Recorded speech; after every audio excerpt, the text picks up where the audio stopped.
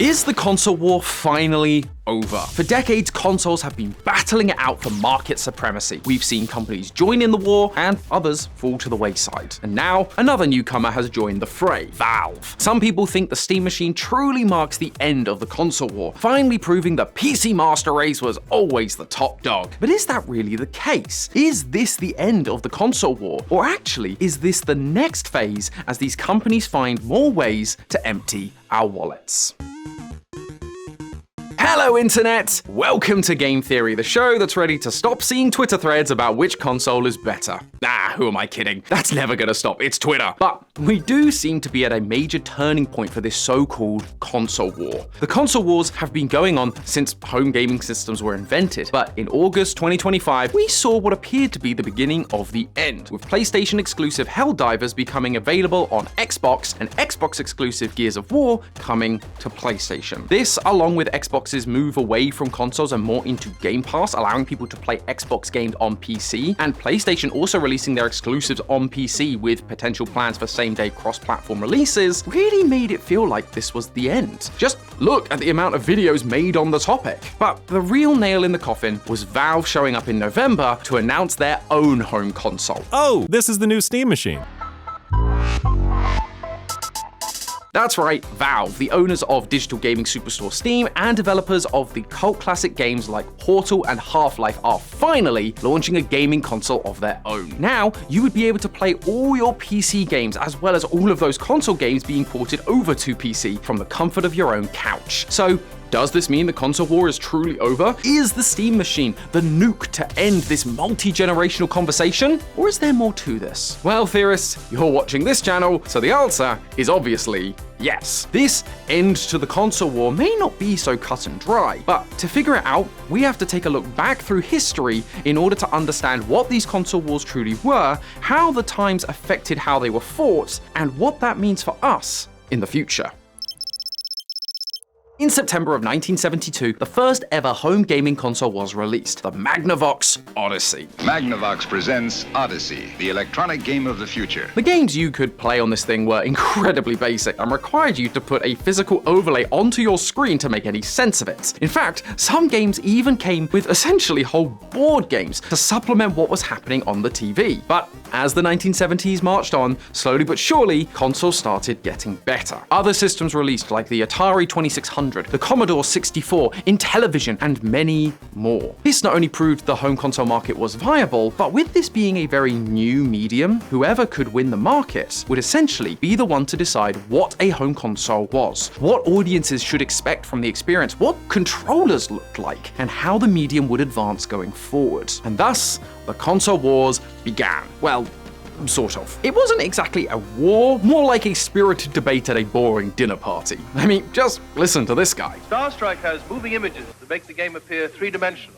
Asteroids doesn't. This sort of competition is usually great for consumers. It causes different corporations to compete with each other, always striving to make the best product. And it totally worked. The gameplay became more intricate, the controls were more fluid, and the graphics went way up. I mean, just look at the difference in quality between the Odyssey that came out in 1972 and the Intellivision that came out in 1979. That's just a 7-year difference, and they went from just 3 pixels to 15,360, which is an insane leap. Plus, it was literally impossible to program games for more than one system at a time. If you wanted to have a game on multiple consoles, you would have to start the game from scratch each time a new port came out. This was annoying, tedious, and for most game designers, absolutely not worth the effort unless the game was already a big hit like Pac-Man. The war was literally being fought on all fronts, which turned out to be a little overwhelming for consumers. These consoles were also all expensive, but the games were even more expensive. Each of them cost somewhere between $20 to $50, which is about $300 today. So everything from buying the console to picking out games was a huge investment for the consumer. In 1983, the video game market completely crashed. It was so bad that in Japan they gave it a special name, the Atari Shock. There was a lot that contributed to this crash. There were too many consoles on the market, third-party developers flooded the market with low-quality games, and on top of that, home computers just started to have video games on them. So people decided to invest in a PC because PCs are able to do other things than just play Dig Dug. It was brutal for the games industry. Atari took a big hit, Magnavox stopped making consoles altogether, and a ton of third-party developers went out of business. Then, a hero rose from the ashes of the gaming world. Nintendo released the Famicom in Japan in 1983, and then redesigned it for American markets in 1985, calling it the Nintendo Entertainment System. And I'm not exaggerating when I say that this system literally saved gaming. Instead of trying to get the attention of the world's elite, they focused on appealing to children and families. One of the biggest problems about consoles like the Atari was that the joystick was always getting broken. So, Nintendo invented the rectangular-shaped controller with 2 buttons and a D-pad that we all know and love today. Plus, the system was about $100 cheaper than some of the other systems releasing around the same time. At launch, the system had Donkey Kong and Donkey Kong Jr., but in 1985, Nintendo released Super Mario Bros., which quickly became one of the best-selling games in history. This was not only a huge success for Nintendo, but also for the video game industry as a whole. It showed that video games could be hugely successful if they were high quality and affordable. And only a year after the NES was released, another Japanese company launched their own competitor. The Master System made by Sega was only $1 more expensive than the NES, but the kicker was that it had better specs, though people didn't really seem to care. People were more interested in the kinds of games available, and Nintendo had that on lock. They had a bunch of exclusive proprietary accessories and toys that appealed to kids, like light guns and robots, but they also had a special licensing deal with American developers. Basically, if these devs wanted to keep making games for the NES, they couldn't make games for any other consoles. Not exactly an ethical business move, but this is a war, and Nintendo was in it to win. If Sega wanted to even have a fighting chance, they had to overcome Nintendo's market strategy, and the perfect opportunity came up in the form of 16-bit consoles. Sega released the Genesis in Japan in 1988, and this time they weren't messing around. They went in with a two-pronged strategy. They needed recognizable names to sell games, and they needed games to rival that of Nintendo. So they paid celebrities for their name rights to use on games like Michael Jackson's Moonwalker and Arnold Palmer's Golf. They also decided to launch essentially a smear campaign against Nintendo. You can't do this on Nintendo. Genesis. Nintendo. And finally, they launched Sonic the Hedgehog in 1991, and it sold over 15 million copies. Sonic received incredible reviews and is generally considered one of the best games of the era. And Sonic himself quickly became synonymous with the Sega name. That, along with Sega's unique blast processing, meant that Mario and Nintendo finally got themselves a real rival in the gaming industry. This was the official launch of the console wars as we know them today. Finally, Sega was successful. They had a console that sold over 30 million units and a beloved blue blurry mascot to boot. But Nintendo wasn't going to let them get away with that. Nintendo punched back with the Super Nintendo Entertainment System. As the 90s went on, both of these brands fell into more robust brand identities. Nintendo was for families. They had beloved titles like Mario, Donkey Kong, and The Legend of Zelda, while Sega was a little edgier, using popular sports stars and celebrities to sell their games, and they weren't afraid to lean into some violence here and there. Mortal Kombat got popular in arcades, and the home consoles wanted to do a port, but they were a bit too violent to be normally released on a Nintendo system. But Nintendo also didn't want the sales to be going exclusively to Sega, so they both released the game with Nintendo basically removing all of the blood and guts. Sega, on the other hand, kept its violence intact. This is actually what led to the ESRB rating system being formed. The more you know. But apparently that edgy persona and blast processing didn't really matter, because the SNES outsold the Genesis by almost 20 million units. Despite having all the cool tech and even being the first to the 16-bit market, Nintendo's family brand identity was stronger. The safer, less violent games were generally more accepted, and their exclusives like Super Mario Kart, A Link to the Past, and Donkey Kong Country helped carry them through. There were other consoles during this generation like the TurboGrafx 16, but everyone knew Nintendo and Sega were the only real competitors in the console war. But in 1994, a new competitor burst onto the scene. Sony's PlayStation!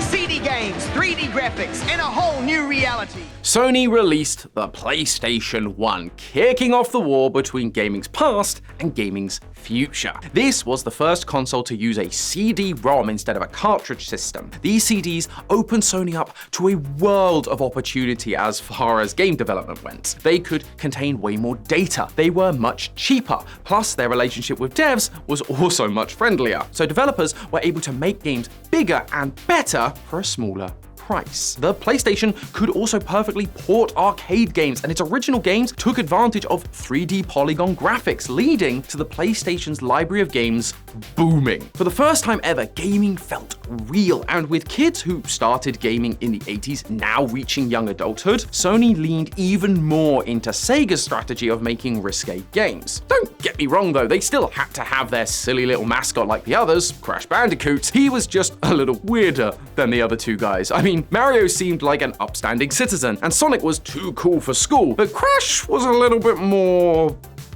unhinged. Fear not, plumber boy, the Bandicoot will come. I'm coming to get you, pal. Quite frankly, neither Nintendo nor Sega were prepared to go up against this behemoth of a console. Sega released the Saturn the same year, and, well, it failed for so many reasons. Nintendo followed up with the N64, which was technically a more powerful piece of hardware, sporting 64-bit graphics rather than just 32. They also introduced joysticks back into the market, and they worked! And they had massive exclusives that are still favorites today, like Mario 64 and Ocarina of Time. However, like we saw with the Sega Genesis last generation, that tech and a few hit games didn't win them any prizes. The PlayStation was a massive success and sold over a whopping 100 million units, leaving both Nintendo and Sega in the dust. Sony was now the big name on campus, although if you've been paying attention, you'll notice all the big names have been from Japan, but a Western competitor was about to emerge to try and disrupt the market. In 2001, Microsoft showed up and released the original Xbox, and unlike Nintendo, who was still planning on cornering the younger market, the Xbox also wanted to tune into older gamers just like the PS2. On launch, one of the games released with the Xbox was none other than Halo Combat Evolved. This game was absolutely revolutionary. It completely changed the FPS genre forever. The missions were long and detailed, the maps were huge and beautifully designed, and the game was fully voice acted. While all of this might be the standard now in 2026, Halo was the one that pioneered it, and it was all made possible thanks to the Xbox's superior hardware. With 64 gigabytes of RAM, an NVIDIA GPU, and an Intel processor, it was able to produce games that before that didn't really seem possible. Once again, we were being shown the future of gaming. And even though this won a lot of people over, 24 million units were sold, it wasn't enough to keep up with the juggernaut that PlayStation had become. PlayStation 2 is still the most successful console ever, selling an insane 160 million units, even though on paper it's actually the weakest of the bunch. It was also harder to develop for, and yet it had the biggest library of games by a long way. To be fair, like with most new consoles, Xbox didn't need to win this round. It just needed to establish itself as one of the big boys. And Nintendo, well, they released some of their most beloved games on the GameCube, but it was struggling to shake its for-kids image in a market that was growing up. That with its mini-disc tech that just wasn't as good, and its commercial flop was all but inevitable. And then the Dreamcast, well, it was Sega's last console, so you can imagine how that went.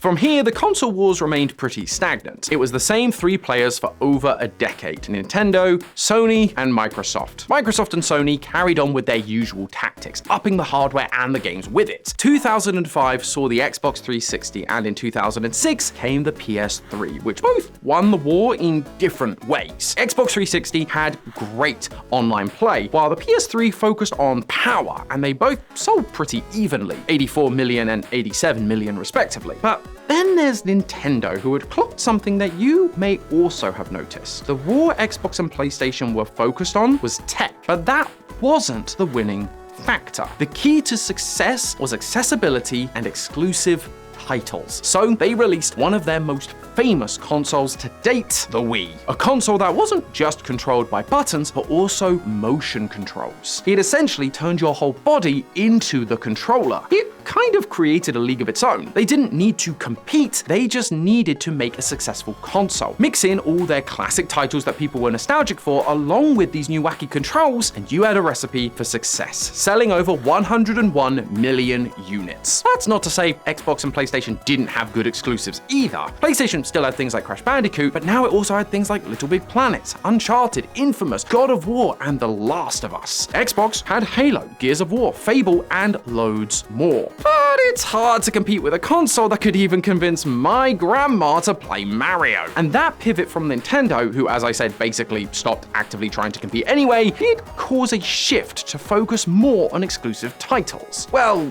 at least for Sony. The Xbox One and the PlayStation 4 both came out in 2013, and games just got better and better. Graphics saw massive improvements, the stories were longer, but in the end, PlayStation pulled ahead thanks to being focused purely on games and exclusive titles. God of War, The Last of Us Part 2, Bloodborne, Horizon Zero Dawn, Spider-Man. Xbox, on the other hand, seemed to take the wrong message from the Wii's success. They wanted to shift to being more accessible, focusing on becoming a multimedia item rather than just a games console. This included bundling the Kinect in with the console to try and appeal to the Wii's market. But alongside this, they also began putting a number of their exclusives on PC, which meant they did sell more copies, but people didn't see the point in buying a console if you could just get it on PC, meaning it sold only 58 million to PlayStation's 117 million. Nintendo was also still doing its own thing. The Wii U was a bit of a misstep, but then they hit a second console this generation, the Switch, which is still their most successful console ever. Incredibly innovative, merging the home console with their other successful ventures in the handheld console market, and full of incredible exclusive titles like Breath of the Wild, Mario Odyssey, and Animal Crossing New Horizons. Again, they weren't actively trying to compete in the same league, they were focused on their exclusives and finding ways to innovate gaming, rather than keep up with the hardware. But I wanted to mention them so you didn't think I was just forgetting them. When Xbox Series X and PlayStation 5 were released in 2020, it seemed like the console war was hotter than ever. Microsoft acquired some of the biggest game devs in the business like Bethesda and Blizzard. It seemed like the plan was to make those guys make only Xbox exclusives, meaning that massive franchises like Fallout or Call of Duty would only be playable on Xbox. This would cause Sony to take a massive hit to the pocketbook, and they could not let that happen. So they got the FTC involved. A lot of weird legal stuff happened that I'm not going to go into, but essentially the outcome was that in order to get the merger between Microsoft and Activision Blizzard approved, Microsoft had to agree they wouldn't make any of their newly acquired games be console exclusive. Since then, the mindsets around exclusives seems to have changed entirely. Microsoft started to release ports of their previously exclusive games to PS5, like Gears of War, Forza, and even their darling Halo. And PlayStation is beginning to follow suit, releasing their games on Steam after a couple of years, although rumors suggest that wait may be shorter in the future, and they're even porting exclusive games like Helldivers to Xbox. So, now that everyone is sharing all their toys with everyone, does that mean the console war is over? If so, who won? And what does that mean for the future? Well, it's complicated. One thing that is clear is that regardless of the generation, the biggest driving force isn't hardware or power or flexibility, it's exclusive games. If you got the games, you are the most successful. So you could argue that the winner would actually be the sly dog that is Nintendo. While everyone else was trying to one-up each other, they did their own thing and focused on innovation and exclusives of their most famous IP. And for better or worse, they refuse to give those IPs to anyone. But before you start screaming at me in the comments, crowning a winner would imply the war is over, but I'm not entirely convinced it is. It's just the weapons of war are changing. See, with all these consoles boasting the same library of formerly exclusive games, what is there left to fight over? The answer? Nostalgia. Xbox may have basically given up on the hardware side of things, but that's because their major push has been for Game Pass, their subscription service that allows access to their back catalog of content, which you can also just buy if you want. PlayStation has a similar thing with PlayStation Plus, another subscription service that lets you play all of the old classic games from PlayStation's past. Even Nintendo is doing this with their Nintendo Online subscription, slowly releasing their Nintendo classics to anyone with a subscription. Now, Valve is slightly different. Steam isn't a subscription service, and while most of their games aren't first party, Steam does have the largest catalog of games ever, and it's filled with classics that are now easily available to you. But the thing is, for the most part, these subscription services are only available on their proprietary console. So if you want to boot up Jak and Daxter, you'll need to have a PlayStation. If you want to play classic Zelda, you'll need a Switch. The console war is no longer going to be about fighting over new exclusives. It's ironically fighting over the same exclusives that helped them compete in the console war to begin with. Obviously, yes, you can emulate a lot of these old games, so I'm sure there are many of you that think this kind of distinction is pointless. But you have to remember,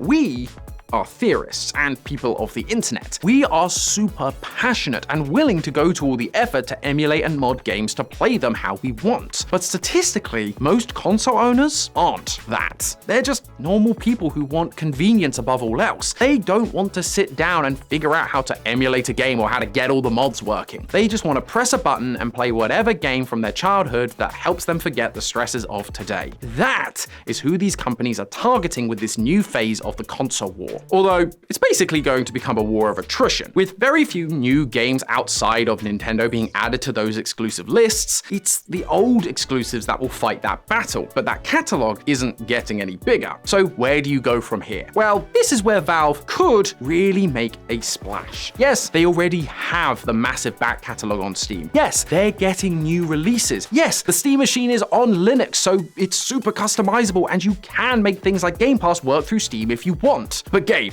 buddy, if you're watching, if you really want to win one over on old walled garden Nintendo, the way to win is not to just keep up, but to also go back to the old ways and have some exclusives of your own. I mean, the threes are sitting right there. Half-Life 3, Portal 3, Team Fortress 3.